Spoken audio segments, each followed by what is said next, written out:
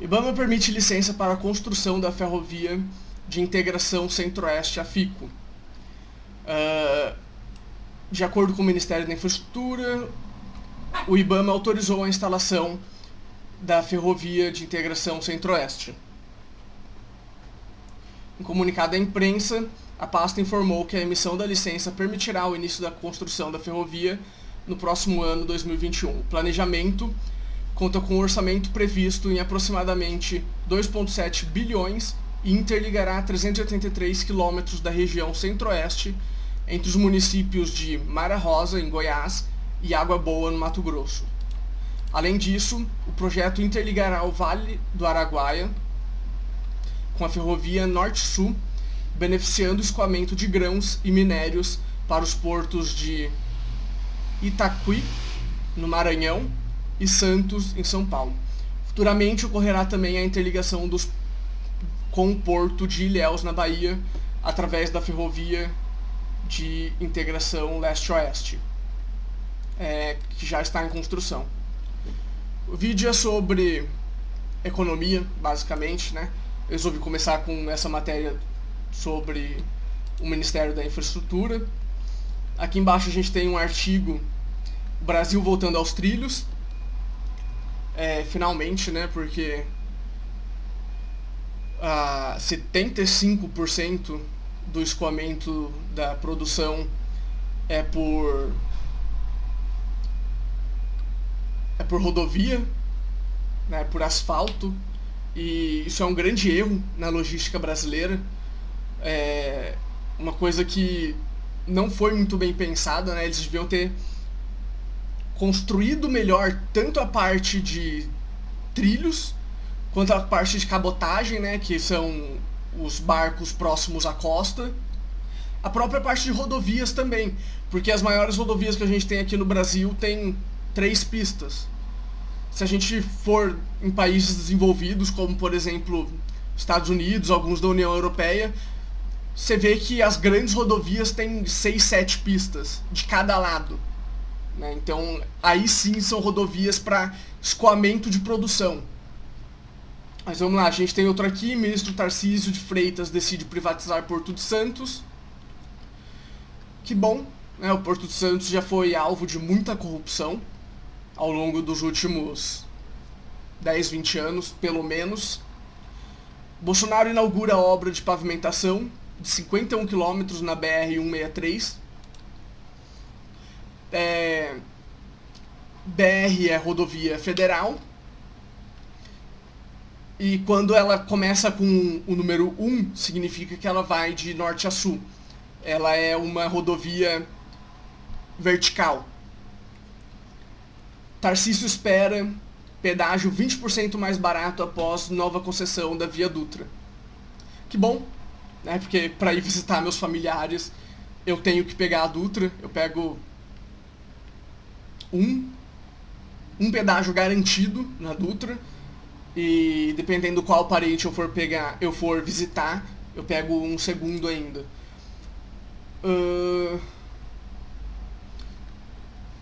E tem aquele lá que o governo prevê investimento de 30 bilhões de reais em ferrovias nos próximos 5 anos, que eu vou trazer aqui, né?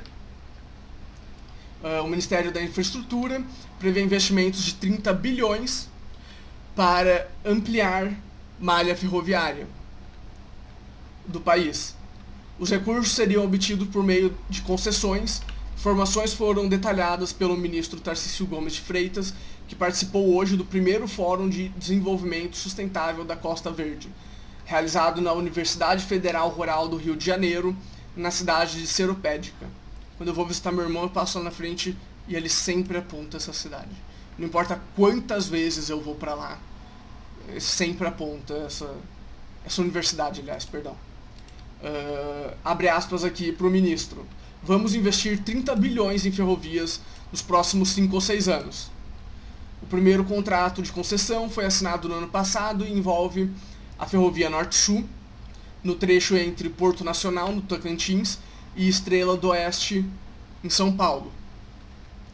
Para este ano são previstas as concessões da ferrovia de integração Oeste-Leste, que ligará Ilhéus, na Bahia, a Figueirópolis, no Tocantins também, e a Ferrogrão, projeto com origem em Cuiabá, no Mato Grosso, e término em Santarém, na Paraíba. O governo planeja ainda trabalhar por uma mudança legislativa que permita o regime de autorização. Trata-se de um modelo em que o investidor tem mais liberdade do que no regime de concessão. Hoje não é possível nós operarmos com autorização nas ferrovias.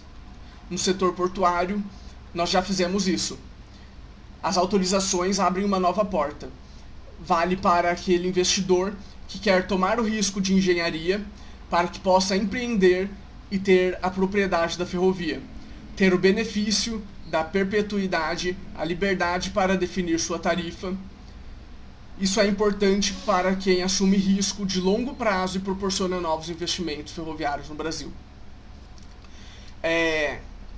Quando eu estava na faculdade, eu estudei sobre isso, e um professor meu falou que as ferrovias da Vale foram criadas pela Vale, né? Elas estão nesse regime de autorização, que elas foram criadas pela Vale, e a Vale concede autorização para outras empresas usarem. A Vale taxa as outras empresas, digamos assim. E não é o governo federal que faz isso. Então é a empresa Vale, que já foi do governo federal. Segundo o estudo de 2018 da Fundação Dom Cabral, a malha rodoviária é utilizada para o escoamento de 75% da produção do país. As ferrovias respondem por 5,4%. Os impactos causados pela greve dos caminhoneiros de 2018 expôs a dependência do país do transporte rodoviário e gerou um debate público sobre a necessidade de se ampliar a malha ferroviária.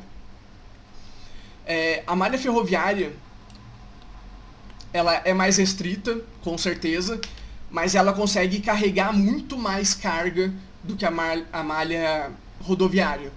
E ela consegue até ir mais rápido também, né? Porque como ela está num caminho fixo, ela consegue manter o passo dela, ela não tem que ficar parando para pedágio, ela não tem que ficar parando por causa de trânsito, coisas do tipo. Ela pode simplesmente ir.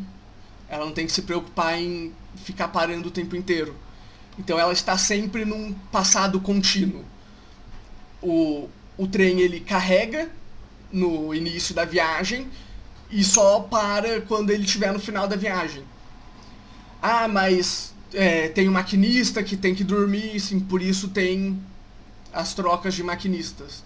Né? Tem 2, 3 maquinistas por trem para eles fazerem justamente o revezamento, e por isso que eles têm um bônus de, acho que é 27% do salário deles, que é o auxílio solidão, né? Que é justamente pelo tempo que eles passam dentro do trem. Eles fazem viagens de 4, 5 dias que eles ficam dentro do trem, só ali os maquinistas, mais ninguém. Voltando aqui para a matéria, Tarcísio disse que o Ministério da Infraestrutura tem conversado com todos os setores em busca de melhorias coletivas. No caso dos caminhoneiros, ele destacou ter abarcado algumas demandas nos projetos de concessões de novas rodovias, como a rodovia Presidente Dutra, conhecida popularmente como Via Dutra, que liga o Rio de Janeiro a São Paulo. A Via Dutra, ela é só o pedaço de São Paulo até o Rio, mas ela faz parte da rodovia 116. A rodovia 116 começa na Bahia e termina no Rio Grande do Sul. Aí o pedaço São Paulo-Rio é concessão, né? Ele não é privatizado, ele é concessão para a Via Dutra. E o pedaço São Paulo-Curitiba é Regis Bittencourt, se eu não me engano, mas faz parte da mesma rodovia. É uma rodovia só que, se você pegar ela lá na Bahia e seguir reto nela, você acaba saindo no Rio Grande do Sul. O Tarcísio disse que ele tem 70 grupos de WhatsApp com caminhoneiros e ele costuma responder todas as questões, dá um trabalho danado, como ele falou, mas é importante porque isso muda o ponto de vista, às vezes segura uma greve. Sem barulho. Perdão, os cachorros aqui. Qualquer barulho lá de fora eles começam a latir. E a última notícia que eu vou trazer aqui. Brasil cria empregos em agosto no melhor nível em 9 anos. E Guedes diz que o país voltará aos trilhos. Vocês vão ouvir um pouco o barulho do brinquedo ali, mas não tem muita coisa que eu possa fazer. Por algum motivo tá calor pra caramba, o meu quarto é o mais quente da casa e os cachorros querem ficar aqui. Eu realmente não entendo. A criação do emprego... Voltando, a criação de empregos formais no melhor nível para meses de agosto desde 2010 representa um sinal de que a economia brasileira está voltando para os trilhos, depois da pior fase da pandemia de Covid-19. É o que diz o ministro da Economia, Paulo Guedes. Nesta quarta-feira, dia 30, ele participou de surpresa na entrevista coletiva para explicar o resultado do Cadastro Geral de Empregos e de Empregados e Desempregados, CAGED, de agosto, que registrou a abertura de quase 250 mil postos com carteira assinada. Para o ministro, o fato de todos os setores da economia terem gerado empregos no mês passado mostra a recuperação econômica está se disseminando. Estamos anunciando a maior geração de emprego desde agosto de 2010. Aqui eles complementam a frase do ministro, que é a maior geração para meses de agosto. Guedes reafirmou previsões apresentadas nos últimos meses pelo governo, que identificavam que o Brasil sairia melhor do que outros países na pós-pandemia. Havíamos dito que esperávamos recuperação em V. É isso que está acontecendo. Dissemos que íamos surpreender o mundo, acrescentou. Vamos reindustrializar o Brasil. Estamos voltando para os trilhos. Eu me lembro dele ter dito também que se não fosse em V seria um V se não fosse um V, né, uma queda acentuada, uma subida acentuada, seria um V da Nike, né? Uma queda acentuada e uma subida contínua, mas um pouco mais demorada do que a queda. Mas eles podiam ter colocado aqui, na minha opinião, a quantidade